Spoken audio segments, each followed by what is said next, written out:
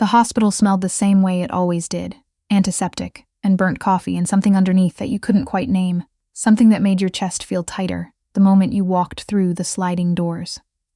I'd worked the overnight shift, 3 nights in a row, and my feet were telling me about it, the kind of tired that sits in your bones and doesn't leave no matter how much sleep you get. I was halfway through untying my scrubs in the locker room when my phone buzzed. My daughter's school, again. I didn't even flinch anymore. That was probably the saddest part. Mrs. Calloway, the secretary said. Harlow had another episode. She's in the nurse's office. She's fine, but... I'll be there in 20 minutes, I said. Harlow was 7.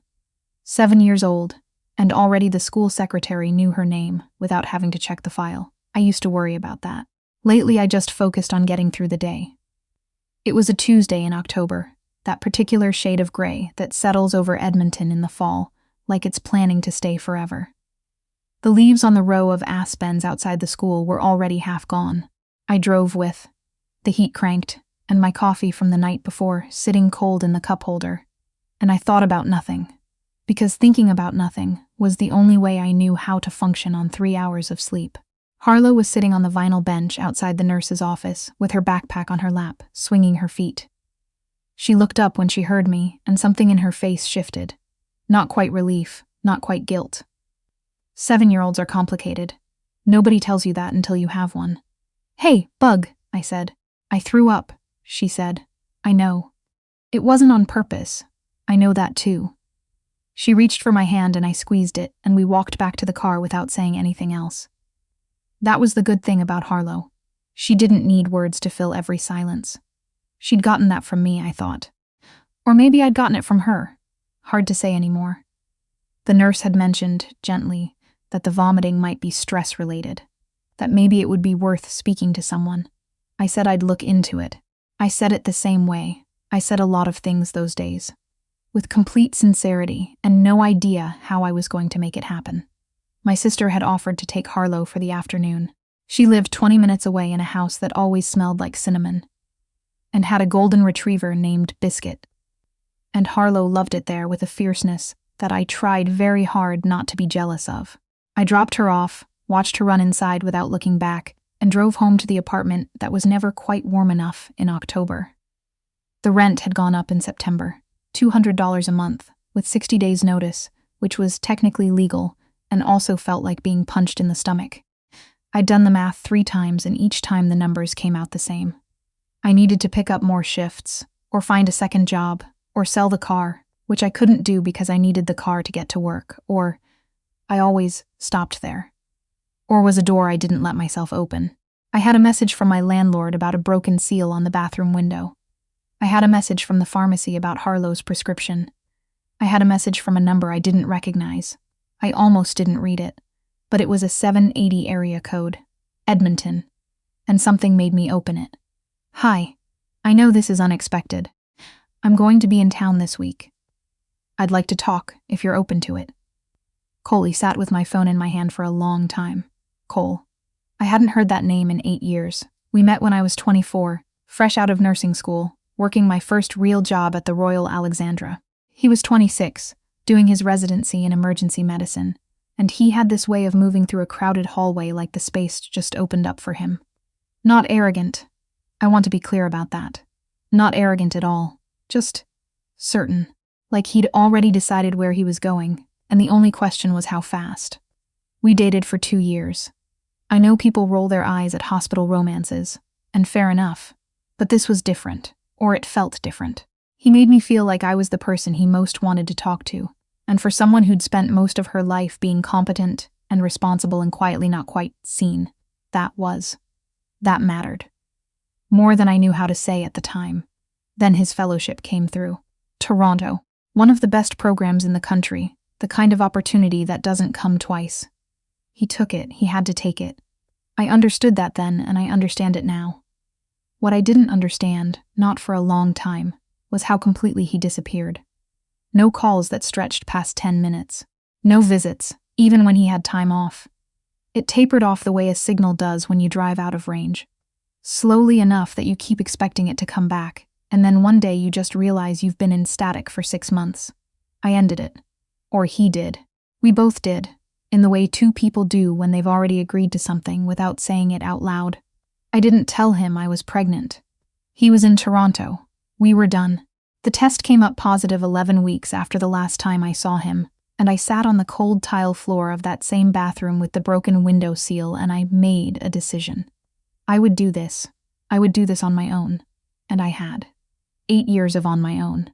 I stared at his message until the words stopped making sense, the way words do when you look at them too long. Then I put my phone face down on the kitchen table and went to make tea, and stood in front of the kettle waiting for it to boil, and thought, how did he even get this number? My sister, when I told her, did the thing where she went very still. When did he message? This afternoon. And you haven't responded? No, okay. She was quiet for a moment. What do you want to do? That was always her question. Not what should you do, not what are you going to do. What do you want to do? I'd spent so many years thinking those were the same question. I don't know, I said. I don't know why he's here. I don't know why now. You could ask. I could not respond. You could do that too. She paused. But you wouldn't be calling me at 9 on a Tuesday if you were actually going to do that. She knew me better than was strictly comfortable. I didn't respond that night. I lay in bed and looked at the ceiling and listened to the building settle around me and thought about Cole the way you think about things you've put away. Carefully, from a distance, like you're checking to make sure the lid is still on. It was. Mostly. In the morning I typed, I'm around Thursday evening, and hit send before I could think about it too hard. He suggested a coffee shop on 104th Street that I'd never been to. Nice place. The kind with exposed brick and pour-overs and a chalkboard menu. I got there first on purpose because I needed a minute to just sit with it. The barista had tattoo sleeves and played Novo Amor at a volume that made the whole place feel like it existed slightly outside of regular time. I ordered a flat white and found a table by the window and watched the October street and thought, whatever happens, I can handle it. I'd been telling myself that for 8 years. It had been true enough times to count. Cole walked in at 6:03. He was different and he was the same, and seeing both of those things at once was its own specific kind of dizzying. He was taller in my memory than he was in the room. Or maybe I'd just made him bigger over time, the way we do with people who mattered. His hair was shorter.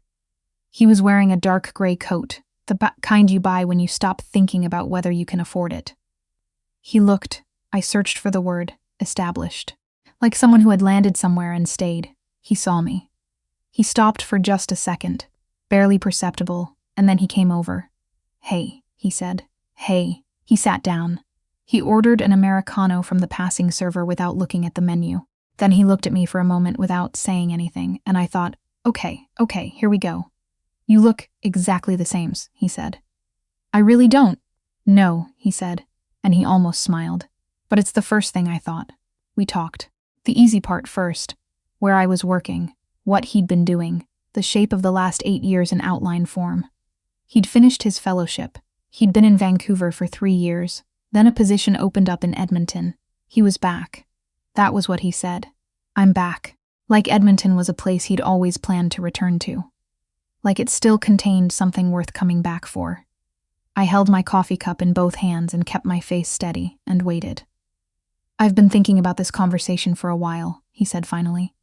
How long is a while? He considered that. About a year. Maybe more. He looked at his hands. I handled things badly when I left. I knew it then and I kept thinking I'd figure out how to fix it, and then enough time passed that I didn't know if fixing it was even the right word anymore. I don't know if any of this makes sense. It makes some sense, I said. I didn't come here to ask you to. He stopped. Started again. I came because I thought you deserved an actual apology. Not a text, not a call, a real one in person. He looked at me then. I'm sorry, Ren. I disappeared, and you deserved better than that. My name in his mouth after 8 years. I wasn't prepared for what that would do. I kept my expression even. Nurses are good at that, at the kind of stillness that doesn't tell you anything. Okay, I said. I appreciate that. That's it? What were you expecting? I don't know. More, maybe. I set my cup down. Cole, I made my peace with all of this a long time ago. I had to. I stopped. Right there. Right at the edge of it. The silence stretched. Something moved across his face. Not suspicion, not yet. More like the moment before your eyes adjust to a new light. "You had what?" he said. I looked out the window at the dark street. A city bus went by. A couple walked past arm in arm, leaning into the cold. I thought about Harlow at my sister's house, watching a movie with Biscuit probably half on top of her. I thought about the 8 years that sat between this man and me, like a country I'd crossed alone. "I had to keep going," I said. That's all. He didn't push it. We talked for another hour, and he was kind and careful and nothing like the worst versions of him I'd constructed in my head over the years. He asked if he could call sometime. I said I'd think about it. That was honest. I drove home in the dark and sat in the parking lot for a few minutes before going inside. The thing I hadn't said was sitting in my chest like a stone. Harlow looked like him around the eyes. The shape of them, the slight downward tilt at the outer corners, that made her look serious even when she was laughing. I'd learned not to see it. Or I'd learned to see it and keep moving, which wasn't the same thing. He called 2 days later, I answered. He called the week after that. And the week after, we talked about small things, a documentary he'd watched, a patient case he couldn't stop thinking about, the way the North Saskatchewan looked in November when the ice started forming at the edges.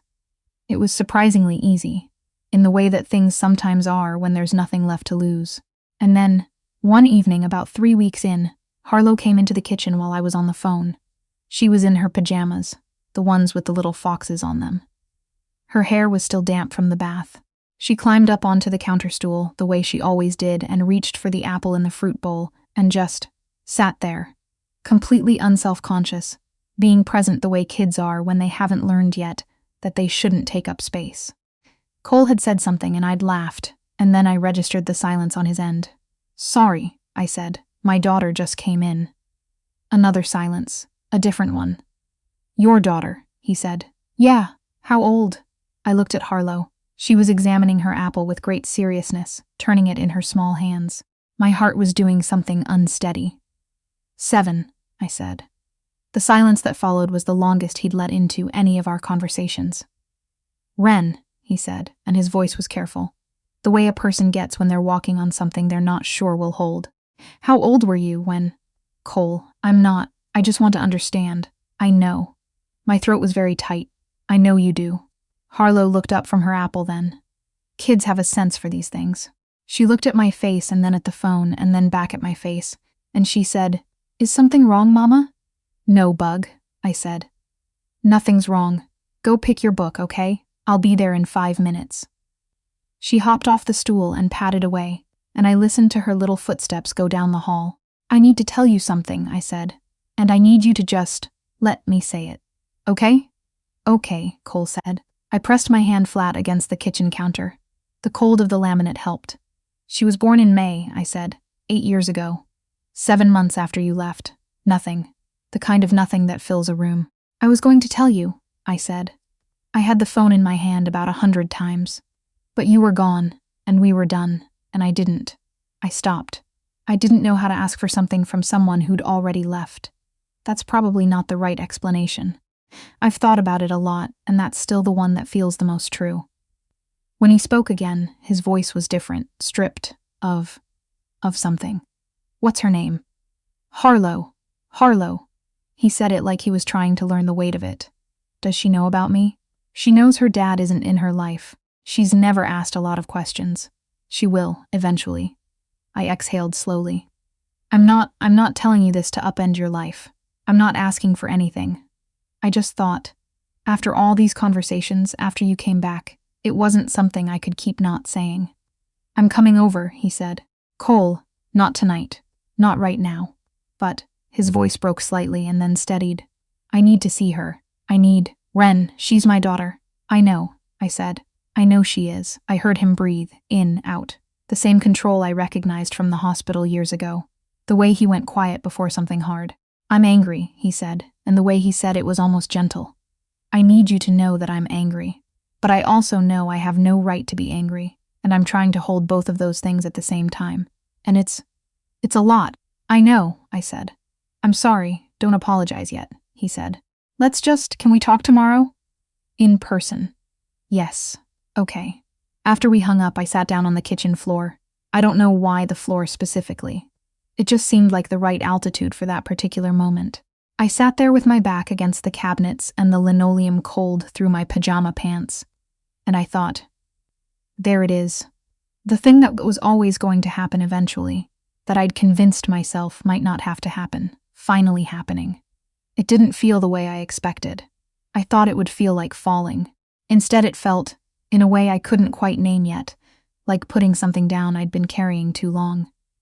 He came the next afternoon, after Harlow was at school. I made coffee.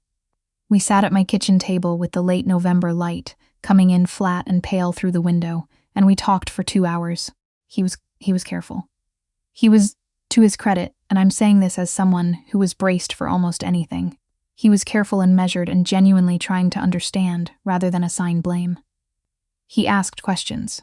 He listened to the answers. Twice he had to stop and look out the window for a moment before he could continue, and I understood that and let him have it.